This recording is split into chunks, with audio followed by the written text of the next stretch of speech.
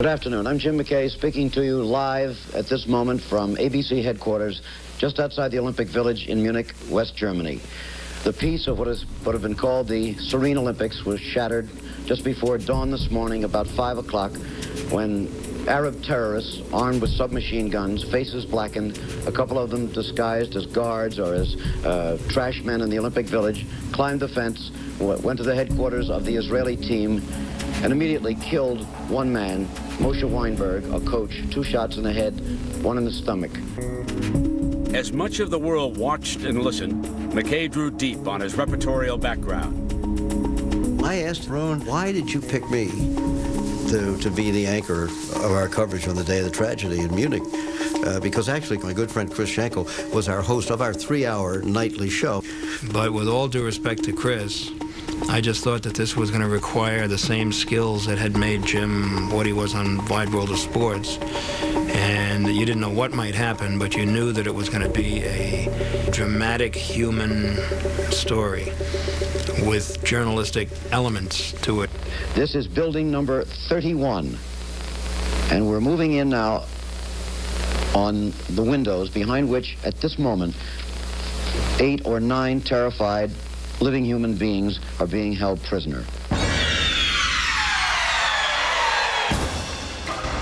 For a nation that would not know cable television and 24-hour news coverage for more than a decade, McKay became the central voice of the crisis. Hour by hour, minute by minute, the man who'd been best known for colorful offbeat sports related the details of the kidnapping.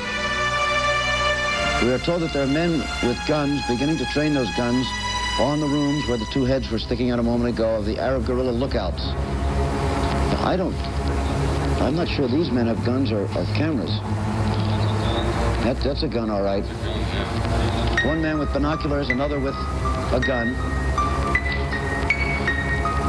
I don't know whether they have a line of fire, whether they'll have to sneak up to the corner. This is happening now, if you can possibly believe that, at the games of the 20th Olympiad. The German snipers eventually retreated, and the scene moved to a rarely used airstrip outside Munich. In the early hours of the morning local time, McKay was still on the air when the fateful rescue attempt was launched.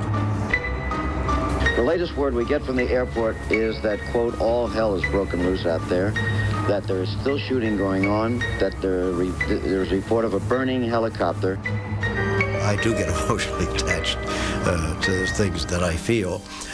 My problem was not to let much out, but to hold the rest of it back in, because I was supposed to be a professional. And the worst words I ever heard in my ear was when he said, "Jim, we've finally gotten clearance to put it on the air. It's really true." You know, when I was a kid, my father used to say, our greatest hopes and our worst fears are seldom realized. Our worst fears have been realized tonight. They've now said that there were 11 hostages. 2 were killed in their rooms yesterday morning. 9 were killed at the airport tonight. They're all gone.